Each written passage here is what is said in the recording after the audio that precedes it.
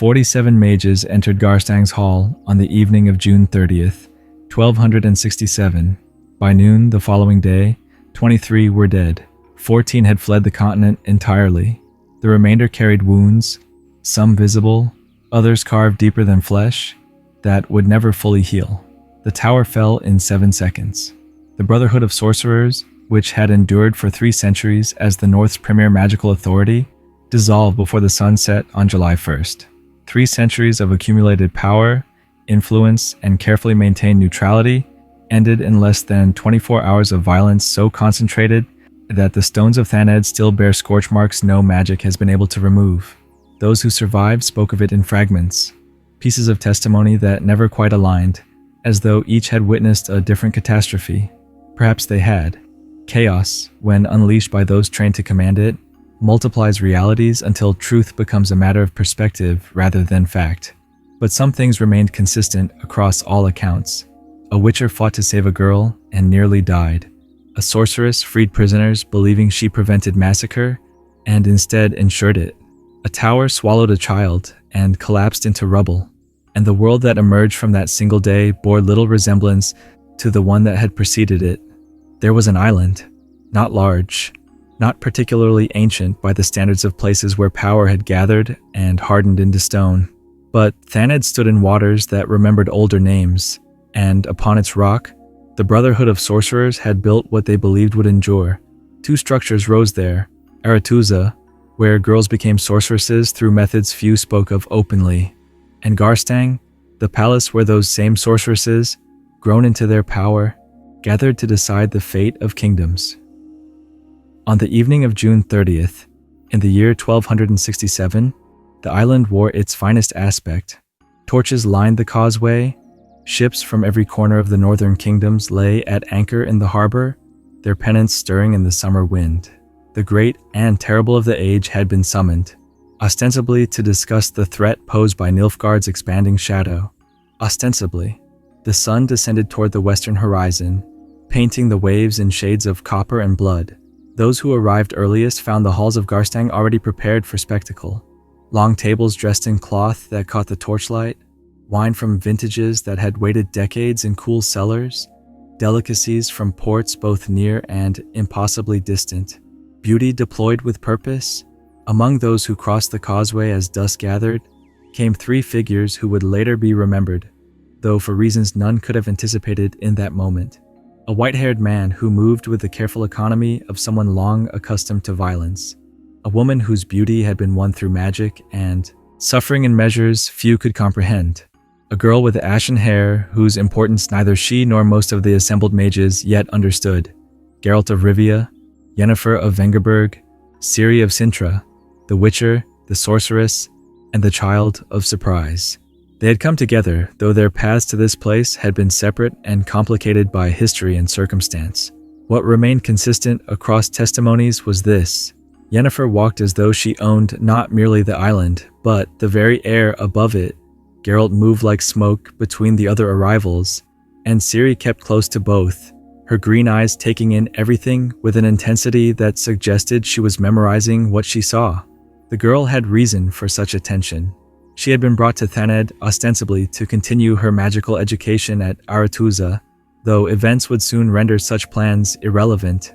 Inside Garstang, the gathered mages performed the intricate dance of those who must appear civil, while harboring intentions that ran counter to everything civility required. Faces known across the continent smiled and spoke in voices that suggested warmth. Hands clasped in greeting bore rings that could channel enough power to reduce stone to ash. Vilgefortz stood near the center of the hall, a figure who drew attention without appearing to seek it. Those who knew his reputation understood why. Among the Brotherhood, few could claim his combination of martial prowess and magical strength. He had survived situations that would have unmade lesser mages. He had fought at the Battle of Sodden Hill when the North turned back Nilfgaard's first invasion. He had been celebrated for such service. That evening, he wore the confidence of someone who knew outcomes before they unfolded.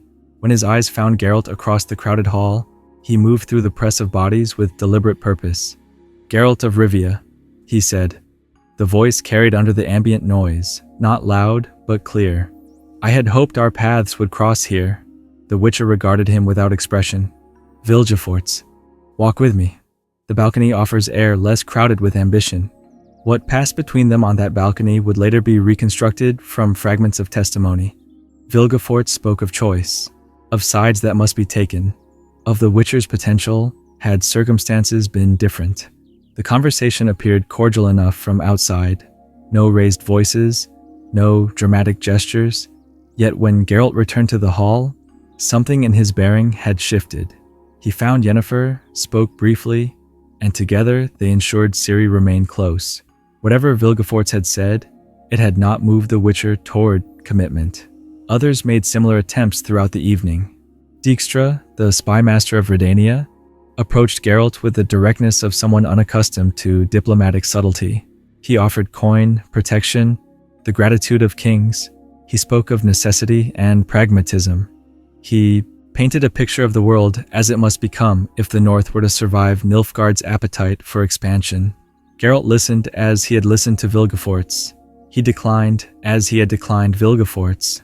"I'm a Witcher," he said. The phrase carried weight earned through years of being neither one thing nor another. Not quite human, not quite monster.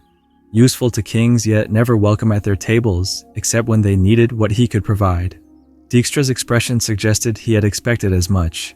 "Then I hope, when this is finished, you find yourself on the side that prevails." "I hope," Geralt replied, "that this doesn't finish the way you're planning." The spy master departed. Geralt remained where he stood, watching the hall with eyes that had learned to track movement in darkness. Yennefer appeared at his side, her hand finding his in a gesture that spoke of things neither would name aloud. "They're terrified," she said quietly. "They should be. Of each other, I mean. Not Nilfgaard. Not war. Each other." This truth had been building for longer than most of those present cared to acknowledge. The Brotherhood of Sorcerers had endured for generations as the premier magical authority of the Northern Kingdoms. Its members advised kings, shaped policy, wielded influence that often exceeded that of the monarchs they ostensibly served. But influence attracts pressure. Power breeds division. The loss at Sodden Hill, victory though it had been for the North, had cost the Brotherhood dearly. Mages had burned. Others had been wounded in ways magic could not easily mend. The Northern kings, grateful for the intervention but wary of such concentrated power, had begun to question whether their magical advisors served their kingdoms or their own interests. And in the south, behind walls that had turned back one invasion but might not withstand another, Emperor Emir Var Emrys planned with the patience of someone who understood that the strongest fortresses fell from within. He had employed agents for this work, Vilgefortz among them, though few suspected it then. The banquet progressed. Courses arrived bearing the artistry of cooks, who understood that presentation mattered as much as flavor when feeding those whose power made them particular about everything. Conversations flowed around topics carefully chosen to avoid the subjects everyone wished to discuss. Wine diminished in decanters. Laughter rose, some genuine, most performed. Beneath the performance, tension accumulated like water behind a dam. Tissaia de Vries moved through the gathering with the bearing of someone who had taught generations of young women to master forces that could unmake reality if mishandled. As Archmistress of Aretuza and a senior member of the chapter, her presence carried authority that even the most powerful among the assembled mages acknowledged. She had built much of what now stood at risk. That evening, she appeared troubled despite her composed exterior. She spoke with Philippa Eilhart, with Vilgefortz, with others whose positions placed them at the intersection of magical and political power. Those conversations revealed little beyond the careful language of people aware their words would be remembered. If Tissaia suspected what the night would bring, she gave no indication that reached beyond those few to whom she spoke privately. The girl, Ciri, remained mostly silent throughout the evening. She sat where Yennefer directed, ate what was placed before her, and watched everything with eyes that missed little. Later, when asked what she remembered of that final, peaceful evening on Thanedd, she spoke of the feeling that everyone present was waiting for something to break. Children often perceive truths adults have learned to ignore. As the evening deepened toward night, guests began to withdraw toward their accommodations. Aretuza's dormitories had been reassigned. Its young students moved to make room for the visiting mages. Geralt and Yennefer retired together. They made love, as lovers do. and afterward lay in the darkness, speaking of things that mattered only to them. "I don't trust him," Geralt said at one point. "Nor should you," Yennefer replied. "But we're here, and leaving now would only confirm their suspicions." Throughout Garstang, throughout Aretuza, those who had gathered settled into the restless sleep of people anticipating violence. Some knew violence was planned. Others also knew. And between these factions stood the majority who had come believing this gathering would address genuine concerns about the North's survival. They would learn differently. The moon rose, casting silver light across the island's stone. Waves broke against the causeway in their eternal rhythm. The night passed toward dawn. In the darkness, those who had planned gathered their resolve. Dijkstra's soldiers took up positions. Philippa reviewed the spell that would seal Garstang against magical escape. In other chambers, Vilgefortz ensured his own preparations remained concealed.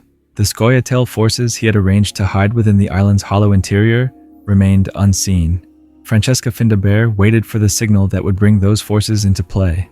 And on the northern edge of the island, near Tor Lara, the Tower of Gulls, winds began to shift.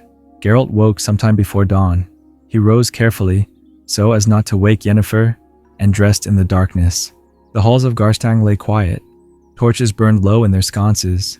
He turned a corner toward where the privies were located, and stopped. Ahead, in the dimness of pre-dawn, figures moved with purpose. He recognized Dijkstra's broad silhouette, recognized too the tension in the air that preceded violence. Men in armor were dragging someone toward the stairs leading up to Garstang's highest chamber. The someone struggled. Magic flared weakly, then died. Dimeritium. Geralt took a step back, intending to retreat. "Going somewhere, Witcher?" Dijkstra's voice carried across the corridor. Behind him came Kira Metz, Triss Marigold, Radclid, others, the northern faction, moving now, in the hour before dawn, while most of the island still slept. "What are you doing?" Geralt asked. "What must be done?" Dijkstra replied. "The Brotherhood has traitors. They're being secured, quietly, bloodlessly, if possible." Another figure was brought down the corridor, hands bound in dimeritium. Geralt noticed blood on the stone floor. Someone resisted, he observed. "Lydia van Bredevoort attempted to defend Vilgefortz," Triss said quietly. "She fell. It happened quickly." Geralt felt the Witcher's instinct rising. "You should return to your chambers," Dijkstra said. "What happens now is chapter business. Witcher business ends at the threshold. And if I don't, then I'd regret the necessity of including you among those being secured." Geralt measured distances, counted opponents, calculated chances. He held Dijkstra's gaze for a long moment, then nodded once and turned away. Triss intercepted him halfway. "Geralt," she said. "I'm sorry." She raised her hand. Magic gathered in her palm. His vision went white, then black. "I'm sorry," Triss repeated. "You can't see this. It's for your protection." Blind, Geralt stood motionless. "How long?" he asked. "The spell lasts an hour, maybe less. Stay here, stay quiet. This will be over by dawn." She departed, leaving him in darkness. He sank down to sit with his back against the wall and waited. Elsewhere, in Garstang's highest chamber, the northern faction gathered their prisoners. Dimeritium ensured compliance. Philippa's spell sealed the palace against magical escape.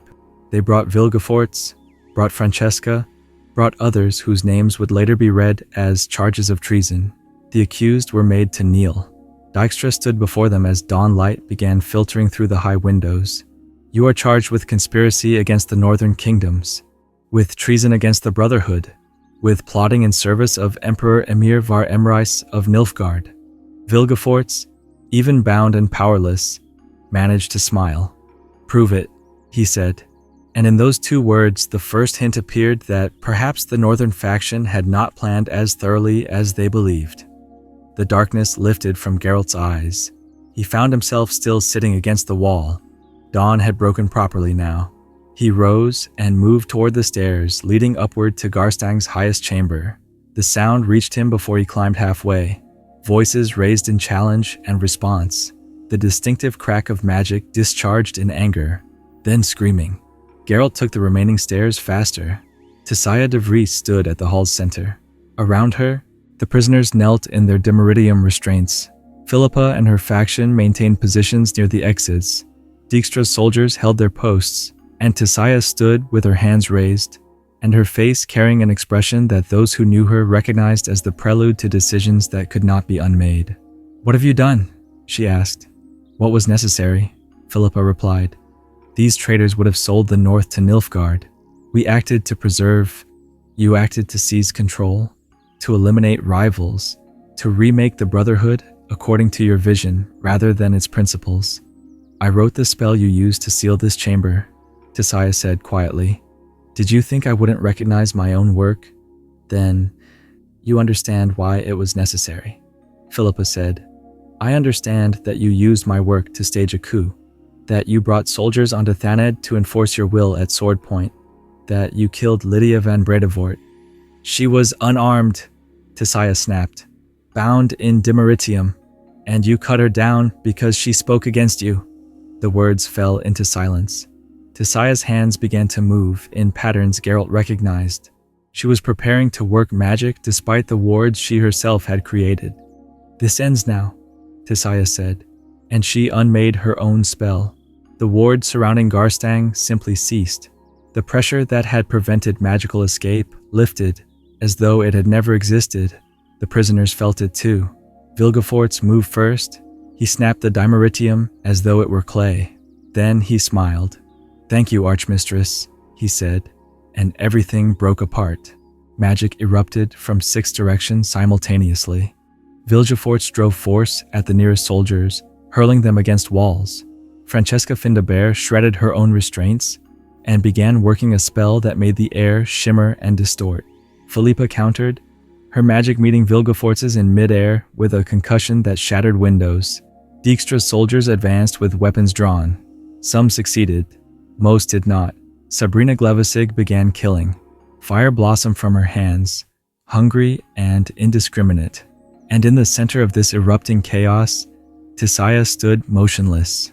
Geralt descended from the gallery. He moved through the fighting with the trained instinct of someone who had survived worse, by remaining uncommitted to any particular outcome except his own survival. He had to find Ciri. He found Yennefer on the 3rd level, her back against a wall.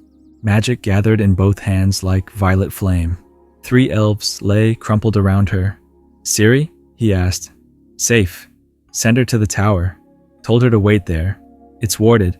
Old magic. The elves won't follow." "The Tower of Gulls?" Geralt felt ice in his stomach. "Yen. That tower hasn't been safe for centuries. It's safer than here." "I'm going to her," Geralt said. "Then go. I'll hold here. Keep them from following." He moved to pass her, then stopped, turned back. Their eyes met. "Don't die," he said. "Same to you, Witcher." He ran toward Tor Lara. The path took him through sections of Aretuza he had seen only briefly. The air grew cooler. The sounds of battle above became muffled, distant. The corridor opened onto Thanedd's western courtyard. Across it, Tor Lara rose, tall and slender and wrong. Geralt crossed the courtyard. He found a Nilfgaardian knight slumped against a pillar, bleeding. Cahir, the nightmare of Sintra, but he wasn't fighting. He had already lost. Ciri had beaten him. Geralt stood over him for a moment, sword in hand. The knight looked up, waiting for the killing blow. It would have been easy, perhaps justified, but Geralt sheathed his sword. "Go," he said. "Leave Thanedd. Don't come back." He left the knight alive and turned toward Tor Lara. The tower's entrance stood open. Stone stairs spiraled upward into darkness. He climbed. "Ciri?" he called. No answer.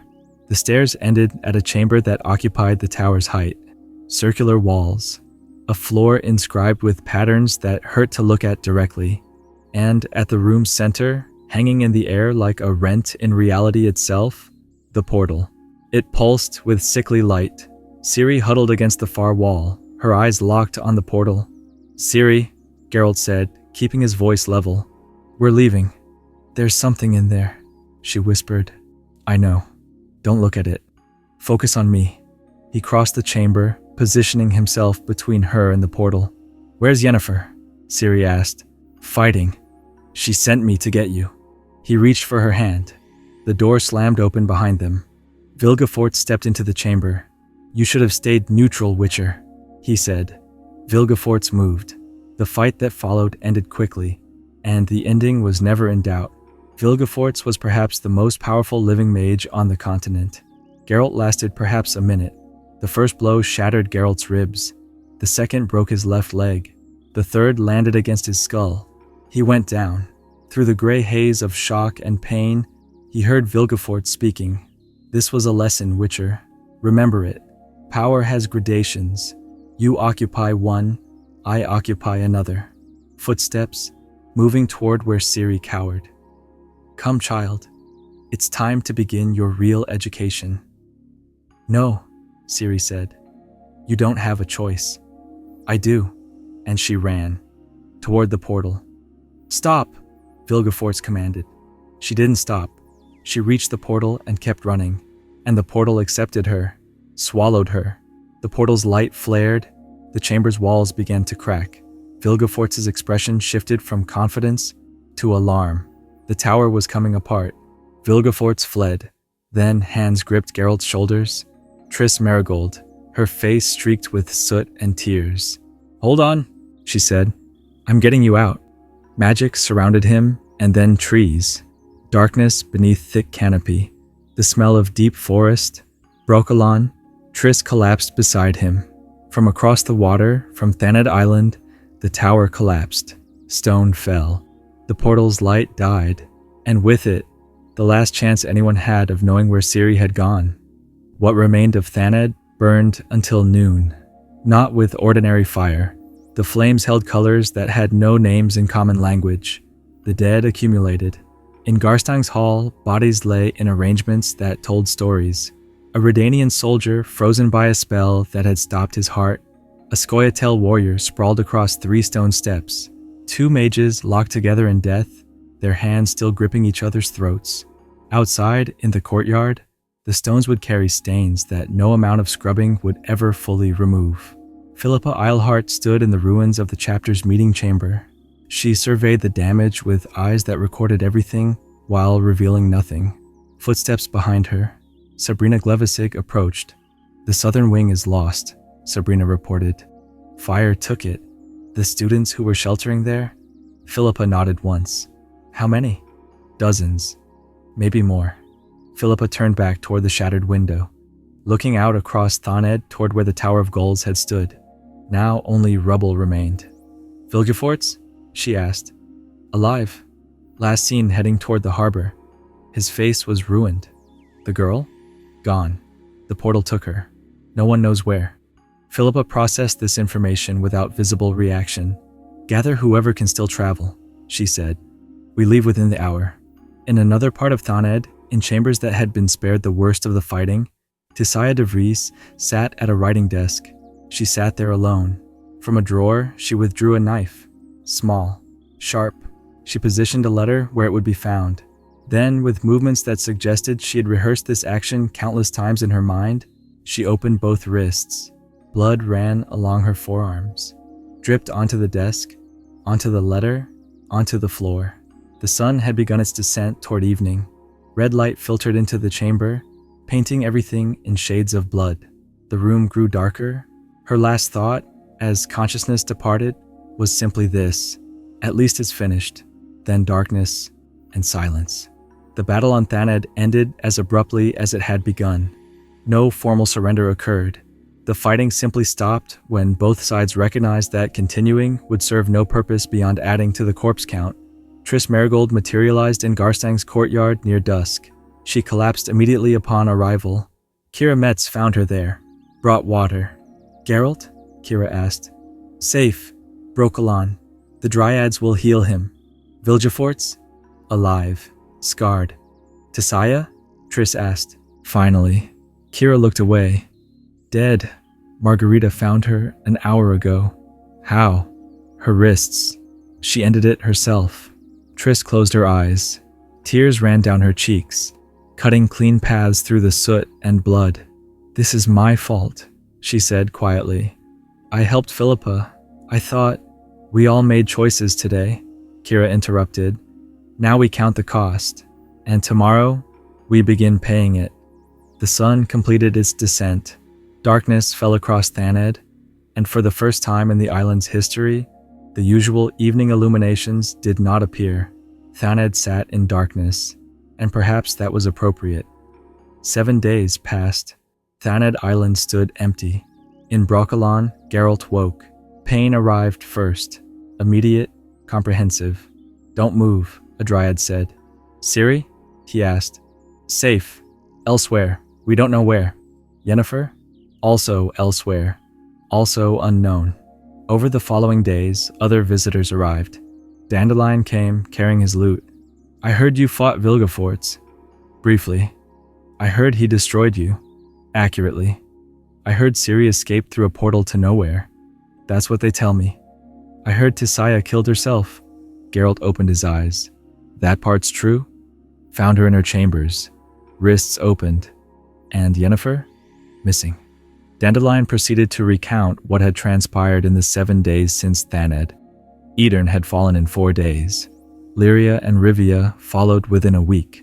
King Foltest of Temeria negotiated a pact with Emperor Emir. The Scoia'tael were rewarded with a kingdom. Francesca Findabair was crowned Queen of Dol Blathanna. In Nilfgaard, a girl was presented to the Emperor's court. She had ashen hair and green eyes, and claimed to be Cirilla Fiona Ellen Rhiannon. The girl was not Ciri. "They're looking for the real Ciri," Dandelion said quietly. "Vilgefortz has orders to bring her back at any cost." Geralt absorbed this information. Vilgefortz lived. Ciri was missing. Yennefer was missing. The Brotherhood was shattered. War consumed the north, and he lay on a pallet in Broccolon, unable to walk. "I need to find Ciri," Geralt said finally. "You will, but not today." 4 weeks later, Geralt took his first steps outside the healing chamber. His leg held, barely. The limp manifested immediately. 6 weeks after the coup, the Dryads permitted him to leave Broccolon. He left, heading north toward Redania. 3 months after Thanedd, he reached Oxenfurt. He found Philippa Eilhart in a tavern near the university. "What do you want?" she asked. "Information. About Yennefer. About Ciri. I don't know where either of them are. Yennefer was last seen on Thanedd during the fighting. She disappeared. And Ciri? The portal could have deposited her anywhere. Literally anywhere." Geralt stood. "If you hear anything about Yennefer or Ciri, I'll let you know." Months passed. Geralt traveled, following leads that mostly led nowhere. In the 7th month after Thanedd, a scroll appeared in his pack one morning, wrapped in violet ribbon that smelled of lilac and gooseberries. "Still alive? Still searching? Stay safe." It was something. He continued north. The war dragged on, and somewhere in some corner of the continent that had yet to be mapped or claimed or named, a girl with ashen hair tried to survive in a desert that had earned its nickname of the frying pan. But that was a different story. For now, in the months after the day the world broke, there was only this. The dead were dead. The survivors survived. The world, indifferent as always, continued turning. The tower had fallen. The Brotherhood had ended. The war had begun. Everything had changed. And yet, beneath all that change, something essential remained. The hunger for power. The fear of being destroyed by those who held power. The desperate hope that if enough clever people gathered in one place with good intentions, they could somehow prevent the worst outcomes. They had been wrong. Would the next generation learn from that failure? Probably not. But perhaps they would make different mistakes. The tower had fallen, but other towers remained. And where there were towers, eventually, someone would climb them. "I ask her,"